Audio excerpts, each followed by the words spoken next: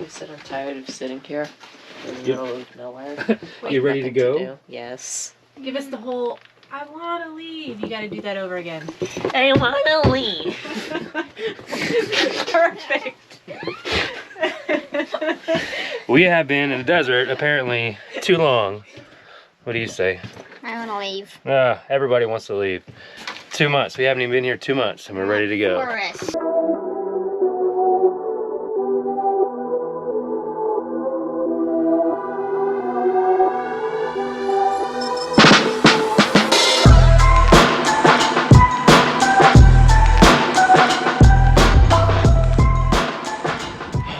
All right, so 2 months in the desert.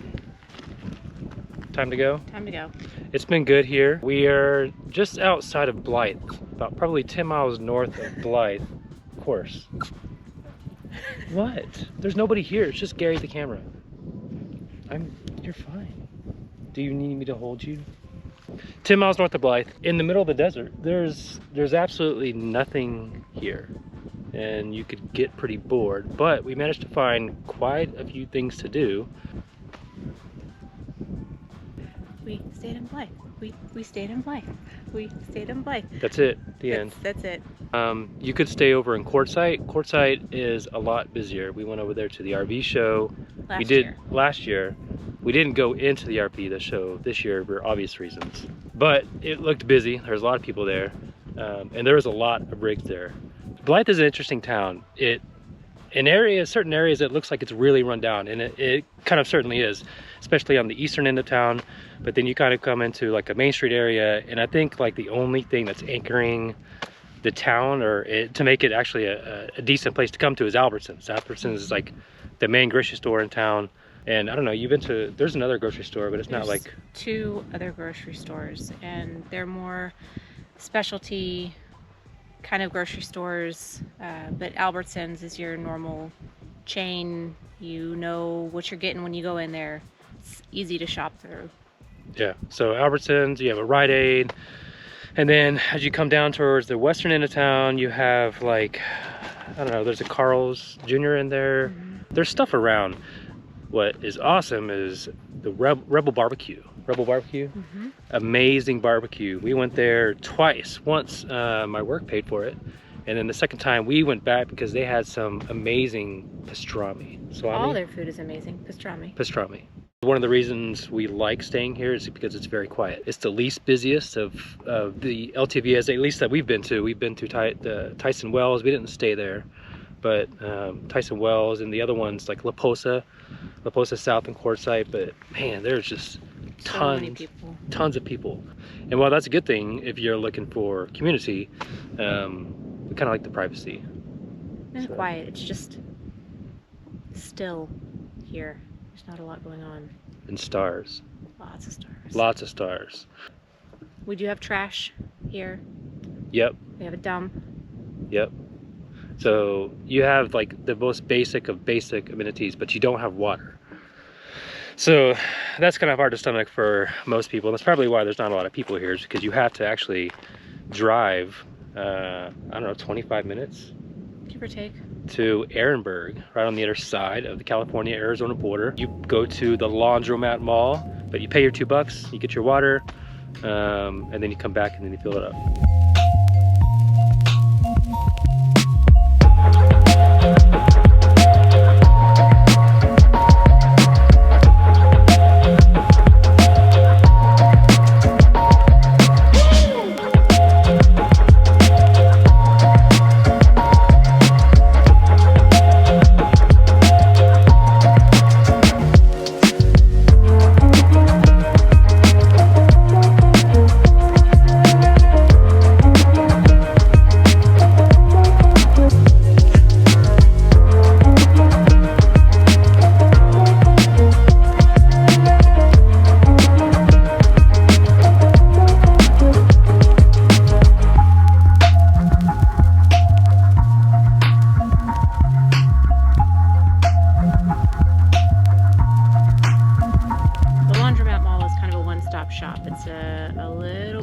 gift store, a little bit of a convenience store.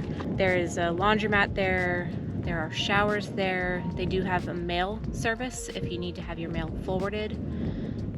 And then, of course, water, and they do have a dump. Yep. This is our second winter here at Midland LTVA. And each year we use BCM Mail and Ship for our packages, and we have ordered tons of stuff. So we basically, once a year, we order everything that we need. We have ordered tons of stuff to them, and I don't think they've lost or mishandled one package. It's been great. They're really good. But we are here for the winter, so it's nice to have access to online shopping for Christmas gifts, any projects that we want to do around the RV, any updating. That's the time to do it, when we can get our hands on anything that we need and we just have it sent to the mail service place. Forwarding provider place. Yeah. So what did we do while we were here? We went and saw the Blythe Intaglios. Yes. Oh, she's getting impatient again. The Blythe Intaglios? These things are kind of cool. It's like these giant creatures that have been etched into the ground. I think they're geoglyphs. Geoglyphs. That's the proper word. Geoglyphs. I don't know how long they've been there. Thousands of years. They say they've been there thousands of years, although... Is that what they said? Well, that's what the sign said. Oh, okay. I think. I read the sign, but I don't recall. That's why we're making all these videos. We should probably look that up. So we can recall what the sign said. But they're pretty old. They've been there for a while. And it's it's interesting to see them from the ground, because you can't really get a grasp of like the largeness or the scale of these things. And it's really cool how these things are laid out. They're like on these flat mesa plateau things. People have messed them up. I guess they have pictures of one in the 80s and there was nothing out there, and then 20 years later there's like people have driven tracks through there on their ATVs, like yeah, doing donuts and stuff. So kind of just like defacing things.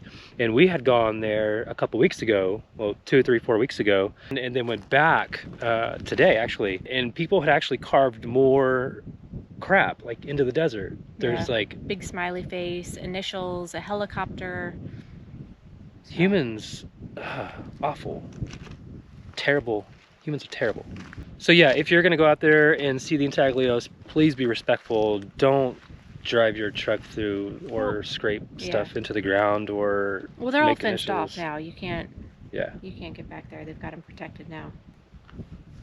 Oh, one thing I wanted to mention: the cost of the LTVA. I guess it is $40 for 2 weeks, or $180 for 6 months, which basically breaks down to $1 a day. So what is it? September 15th. September 15th through April 15th, maybe. So yeah, so you can sit in one spot for 6 months. Which not only that is, once you get your little permit, your little red sticker, then you actually gain access to all 7 LTVAs. There's a couple in California, and then the rest are in Arizona. So you can bounce around if you feel like moving. So yeah, pretty good deal. Definitely worth it. See what else.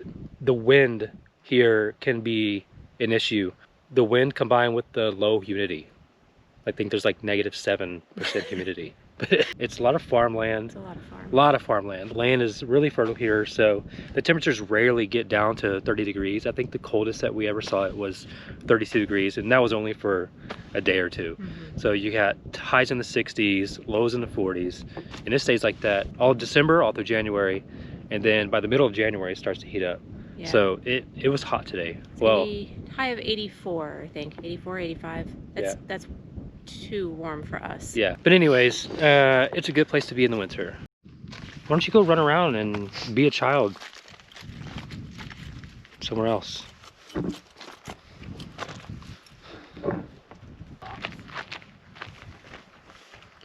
We have good kids, but they get bored. So bored. Well, there's no other families here, or at least none that we've ever seen. So, you know, there's pros and cons to places like this, but... And the host told us last year when we checked in that he'd never seen a family here before in all his years of being the host. Yep, so I guess we are not ordinary, or far from ordinary. No. No. We went to Parker Dam. Oh yeah, we did do that. I forgot about that. You know, it's a dam. It's a damn dam. It's a damn dam. But what was it? It's the deepest one. Oh yeah, In the deepest, the probably in the country or universe. something. Deepest dam in the universe. Deepest dam in the universe. It went like 600-700 feet underneath ground. 372. 372 feet. I remember that part. I was completely off. Yep. Maybe it was 700 feet above. Or 700 feet total. I think so. 300 something. Or 300 something feet underneath the ground. Glitching. Humans glitching. Reply. Insert word. We went to the wilderness area. Oh yeah, that over in Arizona. That was kind of cool. There was a hike over there, Palm Canyon. There's some palm trees that are in a canyon. There's, yeah. Everything looks the same, and then you look up, and there's this little canyon, and it's full of palm trees. It's very out of place. It is very out of place, especially considering there's no palm trees like anywhere around there. So, I think overall, like Quartzsite, I think Arizona is more interesting. But there's nothing there. I can't find an easy place to go and get your groceries. Maybe there's a laundromat. It's just I haven't seen an easy grocery store. Yeah, like over here you have the Albertsons. You have the place to get water. You have a place to get your propane. And yeah, I mean, you have all your basic stuff. But everybody stays over in Quartzsite, but there's no... That's where all the cool kids are. That's where all the cool kids are. But we're not cool kids. We like to hang out in the non-cool kids part of California. Bye, light. The sun is setting. Our video is almost coming to an end. I think we've talked about everything. So Midland was one of the coolest things that we did while we were here. We went back like several times, 3, 4, 5, 6 different times. Oh, you can go. It does say it's private property. It is private property. It is private property. And in fact, one of the last times that we went, there was a car that rolled up on us like really fast. And they were asking us like what we were doing, and we were just telling them that we were curious about Midland. We had read about it, and it turns out that they actually stay there. I think they stay there. And yeah, sure, but they are their residents, where they, you know, are a family of someone who was in Midland. So they kind of keep watch over the area, and they said that people come in there and they steal things because they don't think anybody's there. They think it's a ghost town. So they'll find artifacts and take them. So they're just trying to protect what is left of what used to be their home. It used to be a thriving little community. They do have the Midland Museum, which is in a tiny little travel trailer. It says Midland Museum on the back of it, but you wouldn't think that there was actually anything in there. There is. Yeah, and in fact, we had completely skipped it over the first couple times that we went.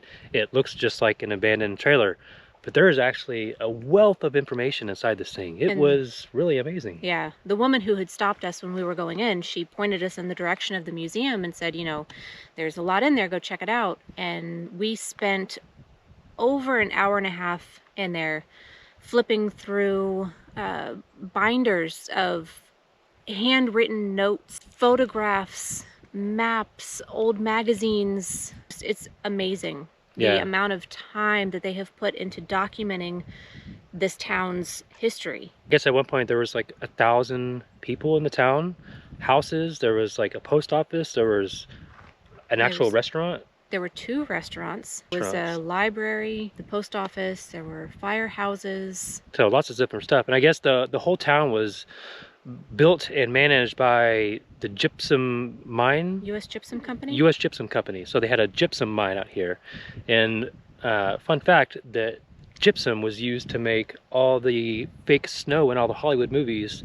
They were like the golden era of the movie age. One day they decided that the gypsum was too heavy and they needed some lighter gypsum, so they shut down the town.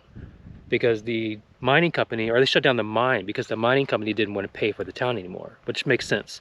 So it's a cool place. Lots of like, the slabs are still there of all the houses, which are in like remarkably good condition. They're very smooth. The remnants of the old factory are there. That's quite an often occurrence. They made wallboard. Oh yeah, okay, there too, with the gypsum. Which was a big part of what that factory was, but it's huge.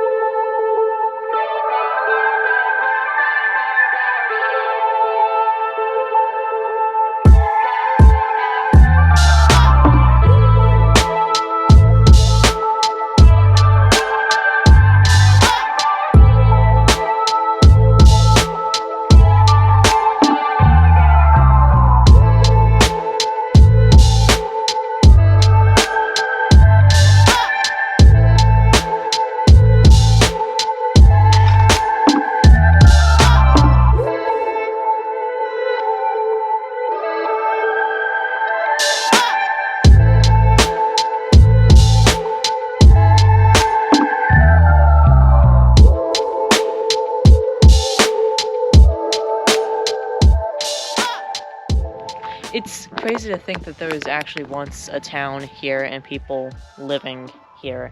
Because when you look around, it's hard to imagine that there was people and lives in the community. There's nothing now. Yeah, a lot of empty slabs.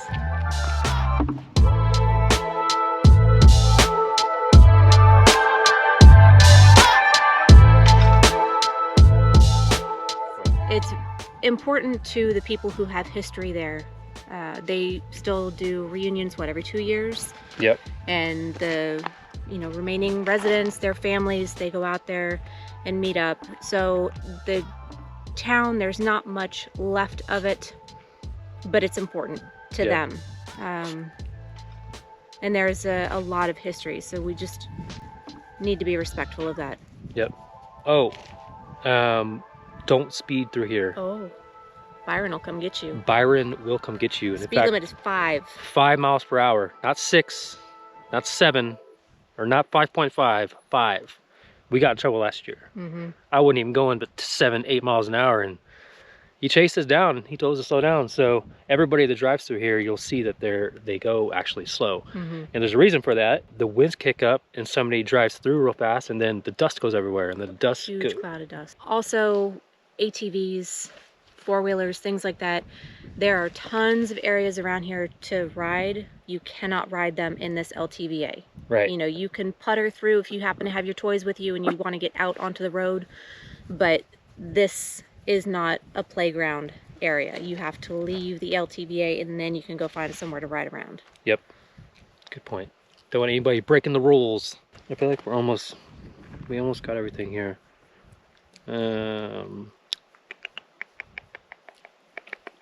Midland, Blythe Intaglios, Parker Dam. There's still stuff to do around here. It may seem like it's a completely boring place, and a lot of people would call it boring, but you can still find things to do in the most boring of places. And we didn't even see everything. There's still like a shoe thing. Yeah, shoe fence. The shoe fence somewhere out past Midland. We're gonna have to check that out next year.